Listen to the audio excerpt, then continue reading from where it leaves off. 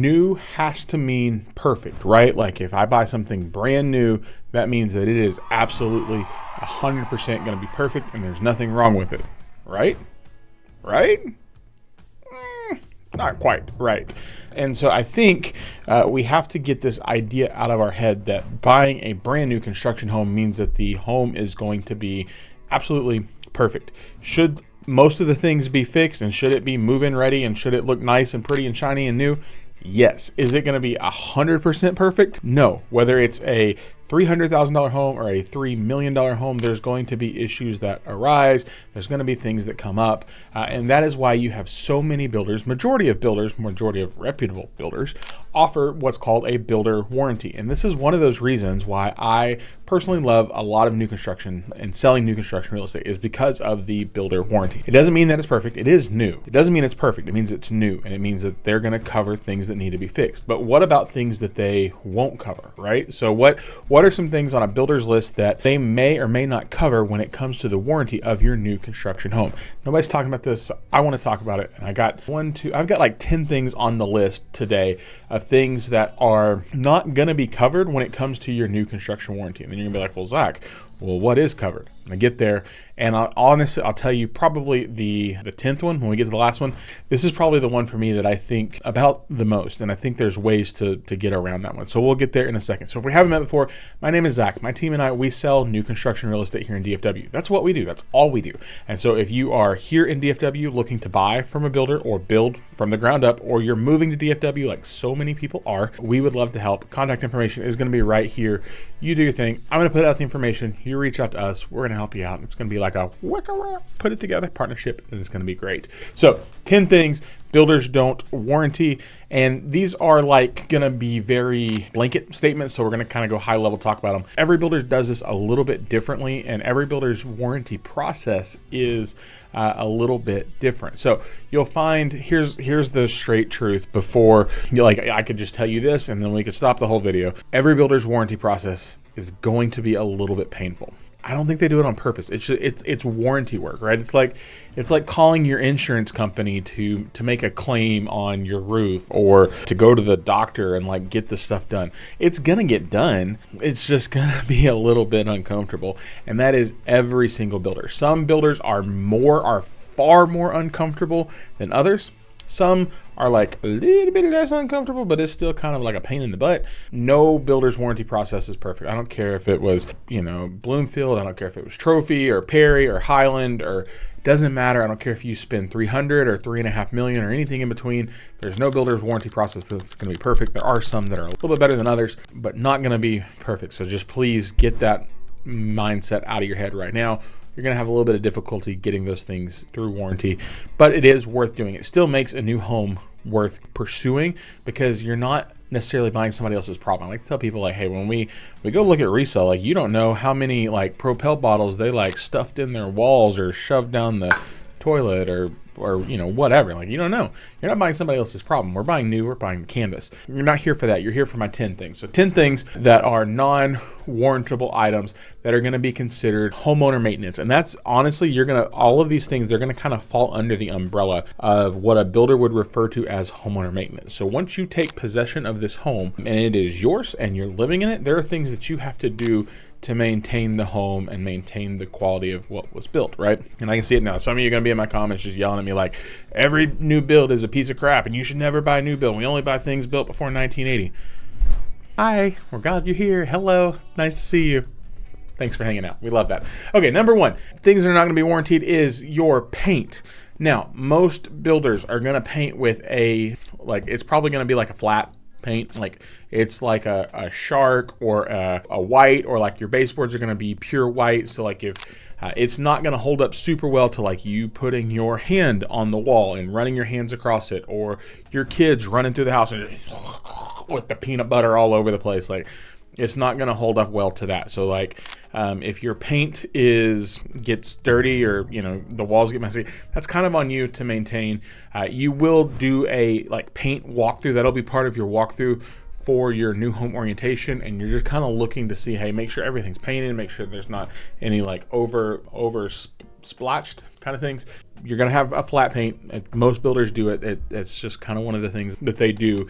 In your closets, most likely, and in your pantry, most likely your shelvings are going to be more of like a semi-gloss to hold up and be a little bit more durable in there. But most of what's on your walls is going to be a flat paint. So make sure when you walk your home the first time with your builder, you catch all those things. You kind of look and you look around. Here's my pro tip on this one. You need to, so paint, drywall, all of these things, like when you're doing your first walkthrough before you close, you could please don't get all the way really close. Like maybe we'll just zoom it in and be like, look, we're not gonna get this close, because you're gonna drive yourself mental, right? Like you're gonna go absolutely bonkers crazy.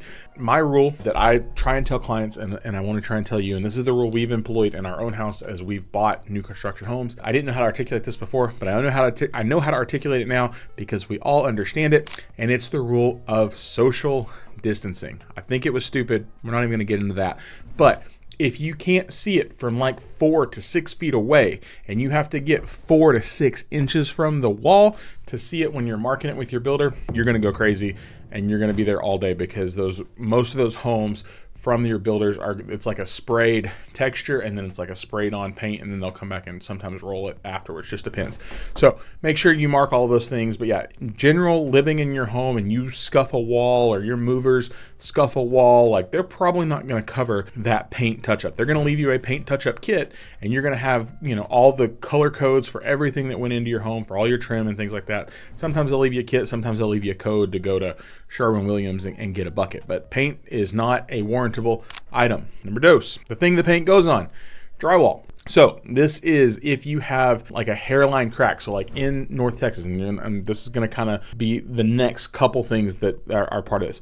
Our soil is like a red clay soil. It is not super great for building, but what it does is it shifts a little bit like this. In the summer months, if you haven't been here in the summer, we get above 100 degrees. If you didn't know that, welcome to Texas. It gets hot, which means when it gets hot and the ground dries up and it hasn't rained and you're not watering your foundation, or you're not watering and keeping moisture in it, cracks are going to come in and they're going to do this, and then your home's going to shift a little bit and it's going to breathe and expand and contract and expand. So in your corners, where one wall meets another wall, or where your wall meets the ceiling, or where your wall meets your baseboards, you might start to see a little bit of cracking. Now, if you try to make a warranty claim every single time that you see just a little bit of cracking, it's not going to get done. Now, here's the point on this. If the wall is starting to separate, right, and you can see a big noticeable crack, that is warranty work. You need to input that and have the builder come back out there and fix that. If it's tiny hairline cracks, they're probably not gonna, that's again part of homeowner maintenance, because your home is going to breathe and shift and expand based on our soil, based on our climate, based on the building materials.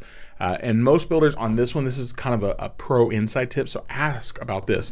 Most builders will give you one time on this, right? So they'll say, hey, in your warranty, and you've got a 1 year, maybe cosmetic's the wrong word, but 1 year, hey, warranty on things, on work, on this workmanship. If I were me, I would tell you, I would wait and let all of those things build up. If you have a hairline crack in your water closet where your toilet is, and it's oh, it's fine. Let all of those things build up and then put them on one warranty ticket so they can get the drywall guy back out there one time. Again, if the wall is separating and falling apart, call that in. But minor hairline cracks, they're going to happen.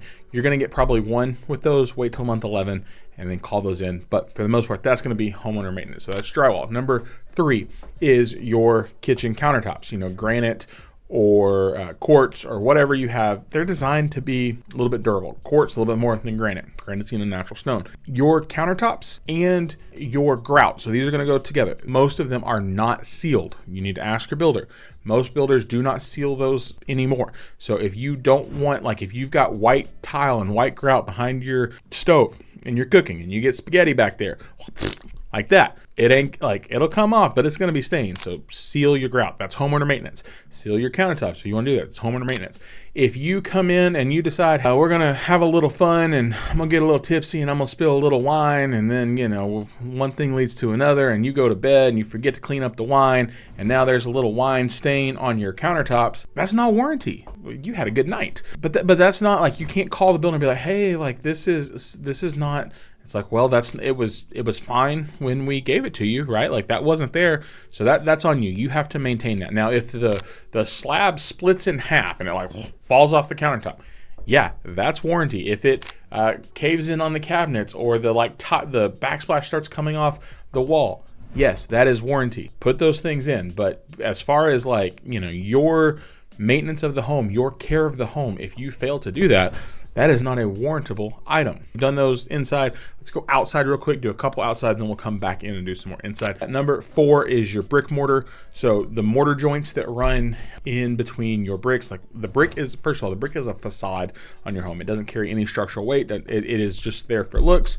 So you'll see that, and which is why you see the expansion joints and why you see the like weep holes that run around your house. And people are like, what is that? So the moisture can get out. If you see cracks in the mortar is mixed with water, right? And so based on the temperature at which, and I'm not like, so this is, I gotta pause. I'm not a brick mason. I am not a concrete guy. I suck at working with my hands. My wife knows it. I am not handy. If my motto is, if I can't hire somebody, it ain't getting done, because your boy don't know how to do it. But I can tell you what I know based on experience, and I've watched those guys do it. Like there's water that goes into those mixes, right? And whether, this crew put 40% water, or this crew put 45, like whatever the mixture is, that's gonna change the consistency of the mortar. And so if it was hot when they bricked your house, if it was cooler when they bricked your house, like all of those things, you're gonna, and again, as we talked about earlier, as you see your home expand and contract based on our soil and based on the weather, you're going to see those mortar joints potentially start to crack. Now, anything below, here's what your builder's probably going to tell you. Anything below 1/4 of an inch is cosmetic. There's nothing they can do. That's on you as a homeowner. You can go and put the stuff in. It starts to get above 1/4 of an inch, or probably about 20 feet in length. That is an issue. You do need to call that in. So it starts to get really, really big, watch it, call it in. But if it's like on the surface, it is not warranty. You can try, and here's kind of the point where I will tell you, with every builder, all of them have different warranty processes. Some of them have an app, some of them have an email system, some of them use a third-party company, some of them do it in-house. Even if you're not sure, it might be worth putting it in documentation, right? So document everything, just put it in, even if you're not sure. That way you know, like one way or the other, yes it is, or no it's not. So just follow whatever process they have for you. And again, I can't speak to all of them because they're all very different. So I can only tell you, the ones we've done personally for the houses we've built, and then the ones, I know that clients have done based on who has bought from who, and everybody has a different process. So follow that, document it, ask questions. But mortar, stuff like that, surface level cracks is not going to be covered by your warranty. This next one, halfway through, number 5, this one actually comes with a funny story. So this one is your landscaping and your lawn care. So this is kind of a gray area a little bit. So I had a client early last year. I'm not going to name them. They are great people, and they didn't know, but they closed on their house early in the spring. And then like a month and a half went by, and they called me and they're like, Zach, the lawn people haven't come by and mowed our yard. I was like, what are you talking about? The lawn people haven't come by. He's like, yeah, the lawn care company that was mowing before we closed, they haven't come by. I was like, well, duh, like that's on you guys. Like unless you bought in an HOA that mows your front yard, and there are some that do, you're responsible for the lawn maintenance. You're responsible for mowing your yard. You're responsible for keeping things alive unless you go hire somebody. He's like, oh, I didn't know that. I was like, huh. The more you know. You're responsible. It's your yard. It's your house. Keep it mowed, keep it alive, keep it all that good stuff. Now, if you get and this applies like if you're buying a home in the like heat of the summer or the dead of the winter, and like your sod comes in and it goes down brown, and it doesn't take root, and you've watered, maybe consider putting that in. But like if you just kill the tree because you didn't put water on the tree, and side note, I learned this one the hard way, you can overwater a tree, and if you overwater a tree, it will kill the tree, and if you kill the tree because you overwatered it, it's on you. You have to replace it. I learned that. It was expensive. Anyway, don't overwater the tree, don't underwater the tree, but you should have like a lot of builders, sprinkler companies now are giving you like a chart on what you should and should not be doing to water. Now, I have had a couple of individual like construction managers tell clients, hey, if we closed it on your home in January and it's 20 degrees outside, if your sod doesn't take, and if it doesn't take root, and if it doesn't green back up, call me in a couple months and we'll take a look at it. And they'll honor that and take care of that. Now, here's the PSA on this. Builders are always going to have their book, right? And it's like, hey, these are the things that we are black and white that we can cover. And then there's like the relational side between you and either the man or the woman, the construction supervisor that built your home, where they'll come in and say, hey, I know this is what it says. As your builder, this is what I can do for you, right? Like, hey, I know we said this and this is what we have to tell you, but we will come back and like, we'll do this. The grass thing, that's solely dependent on your builder. Some builders are like, nope, sorry, you're on your own. Others, like individuals, have been empowered by their companies to come in and say, hey, we'll come back and take care of this. I will say, in my opinion, the builders that service their own warranties. So a couple that have come across my mind, Perry and Highland. And if you've been around this channel, I talk a lot about them because of their quality, and it just bleeds out into a lot of other things they do. There's a few others that service their own warranties, but those that service their own warranties and it's serviced by the construction supervisor who built that home, there's probably a little bit more wiggle room on what they can and can't warranty, right? It's all, relative to them, and just document, put it in, ask questions, and ask nicely. This is such a simple thing, but this is just a reminder. Just be kind to people. And if you're kind in how you ask and not insulting, it might go a little bit further down the road for you. So lawn care maintenance is on you. You got to make sure you maintain it. Make sure you keep the flowers. That's also probably part of your HOA. They're going to make sure your tree is not dead. They will shut your stuff down. You'll be getting notices from your HOA if you got dead trees or you got weeds growing in your yard. All right, did those two outside, go back inside, and I'm going to be very articulate, because if I'm not very articulate, my middle school boy brain kicks in. But the caulk in your home, like the caulk,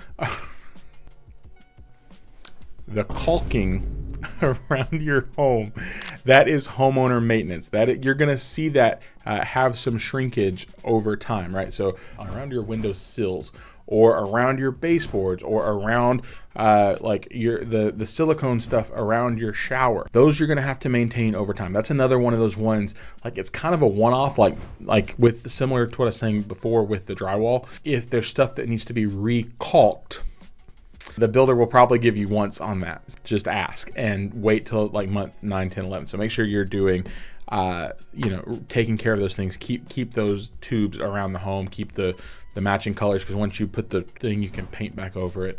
And then make sure, like in your wet areas, you're using the right silicone stuff to keep the water there. Also, that I remind you again, like seal, like if you've got grout and they probably didn't seal it. So if you want to keep your grout super clean, make sure you go in and seal it. Follow the Home Depot or recommendations, or get somebody out there to do that. 1, 2, 3, 4, 5, 6, 7. Concrete. You're going to see, I promise you, you're going to see surface level cracks in your concrete.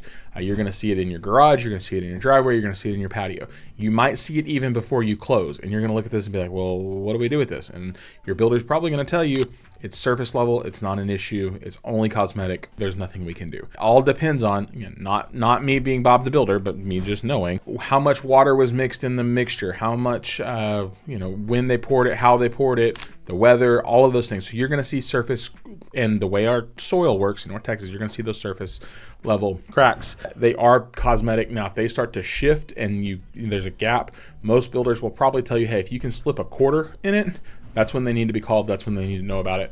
It is a warranty item. Make sure you put that in. But you will see surface cracking on your concrete.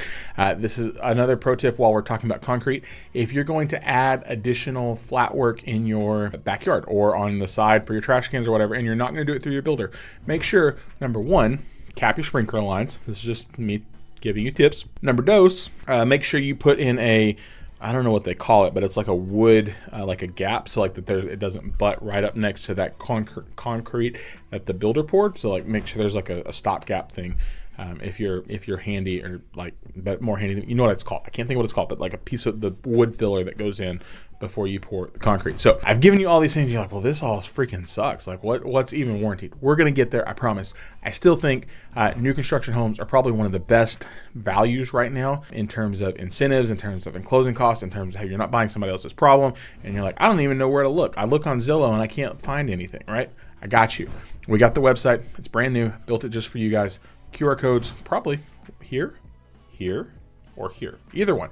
right there. QR code, check it out. You can browse the map of DFW. It's really cool. It'll show you all the different areas. And if we have videos for those communities, they'll pop up in there. If we have anything going on in that city, that'll pop up in there. And at the bottom of every one of those things, you can browse specifically new construction homes, get rid of all the riffraff, and just go straight to brand new.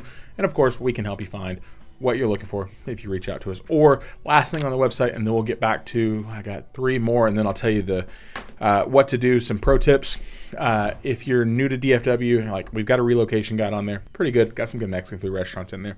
Take that for what it's worth. Take a look at it, grab it. All right. Concrete, flooring. So a lot of builders right now are doing LVP, which is like a luxury vinyl plank. They're doing wood look tiles. Carpets are still kind of in. Some of them are doing engineered hardwoods, just depends. And then, of course, regular bathroom tiles.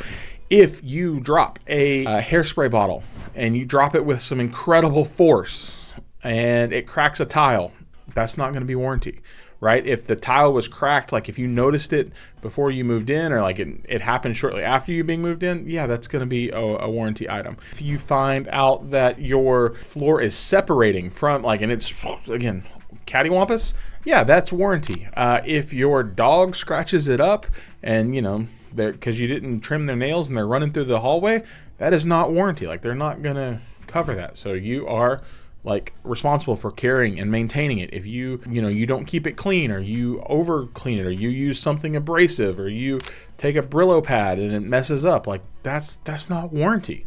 If it doesn't function the way it's intended to function, that is warranty. So just keep that in mind on how that should or should not work. So number 9, I kind of slipped this in earlier, but this is, same thing, tile and grout. You're responsible for that. You're responsible for sealing that. You drop something, break it, and crack it, that is on you. Talk to your builder, put it in. They might tell you yes, but just be prepared that they will probably tell you no if it's something you did. Also, I took that 9 away, so I'll give you another 9. I didn't even have this on my notes. Windows. Your windows are probably going to be double paned, and they're going to have the argon gas in there. If the seal breaks, you'll know because the window will get foggy. If the seal breaks, that is a warranty item. If your kid throws a baseball through the back window, that is not a warranty item. Your builder will help you probably get it replaced, but they're probably going to charge you. So seal, yes. Baseball, no, because it was not that way when the home was built, completed, and handed over to you and said, hey, here's your keys. Please go, please take care of your home. They will help you get that taken care of.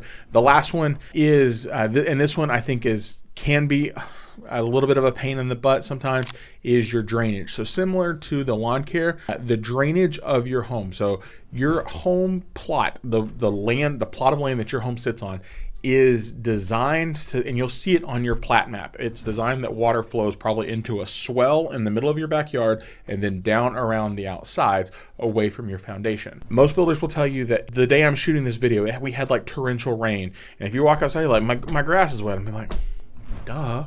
72 hours is usually what they'll tell you. If you have standing water after 72 hours, that's when you need to make a phone call. And they're going to tell you all of this in your warranty walk, but you're going to I want you to hear it multiple times.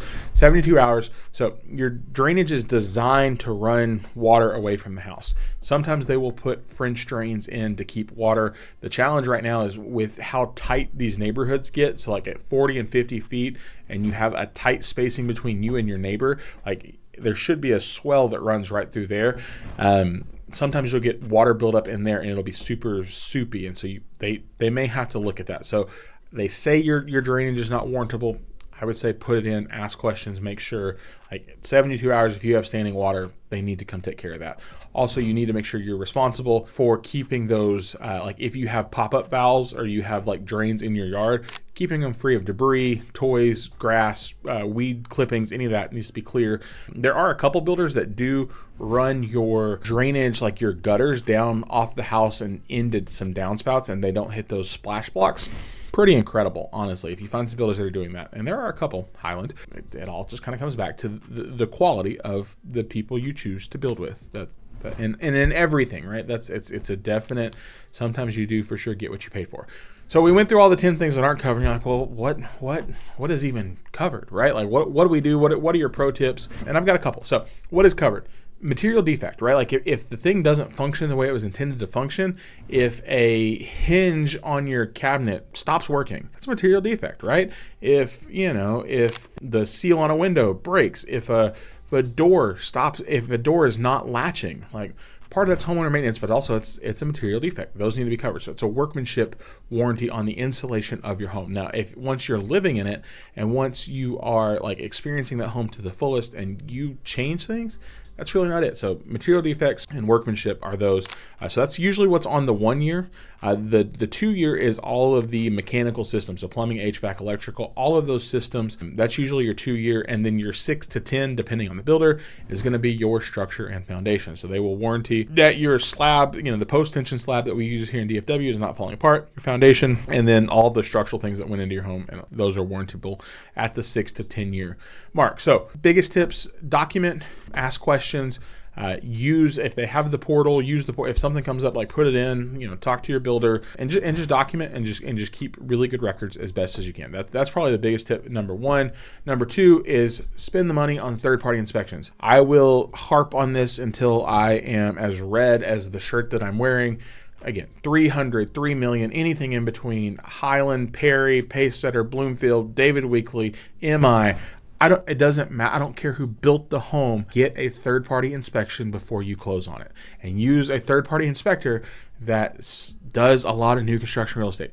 They're going to be somewhere between the 4 and probably 8 or 900 price, depending on how big your home is, depending on how detailed they are.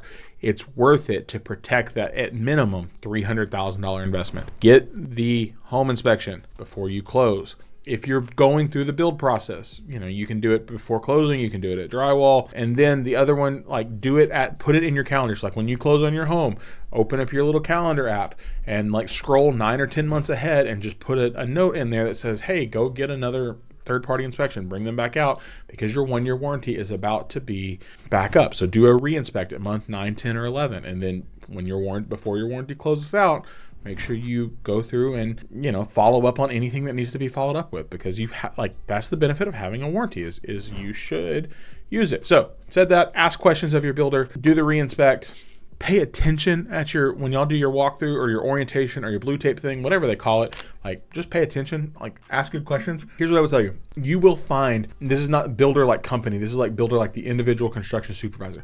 Many of those guys take a incredible amount of pride in those homes that they build. Now, you need to be clear. They are not out there swinging the hammer. They are project managing, right? That's ultimately what they're managing trades and managing subcontractors, and they take pride in that. And so ask those questions. Ask them from a place of curiosity, not from a place of, ooh, I got you. Totally different scenario. And just ask, and they want to be helpful. They want a good survey. They want you to feel like you're buying a great home, and they want to take pride in it. So ask those questions.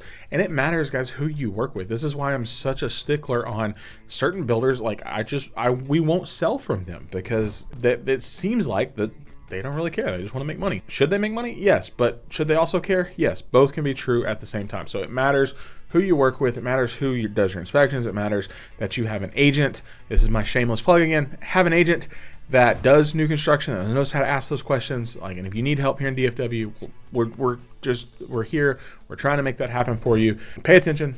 Get those things all documented. Get them all squared away.